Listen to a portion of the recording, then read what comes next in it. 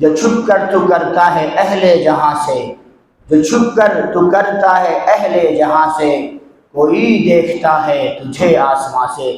یہ ہمارا ذہن بن جائے۔ یتق اللہ یجعل لہ مخرجا، جو شخص بھی اللہ سے ڈرتا ہے، اللہ تبارک و تعالیٰ اس کے لیے ہر تنگی سے، ہر مشکل سے، ہر پریشانی سے نکلنے کا راستہ نکال دیتے ہیں۔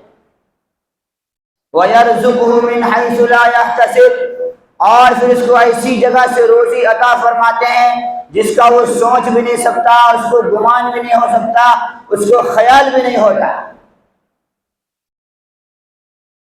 رات کی تنہائی ہو، پہاڑ کی چٹان میں ہو، کوئی آواز سننے والا، فریاد سننے والا موجود نہیں ہے، بھوک سے تڑپ رہے ہو، اللہ تبارک و تعالیٰ تقوی کی بنیاد پر وہاں بھی کھانا پہنچائیں گے، وہاں بھی روزی کا انتظام کریں۔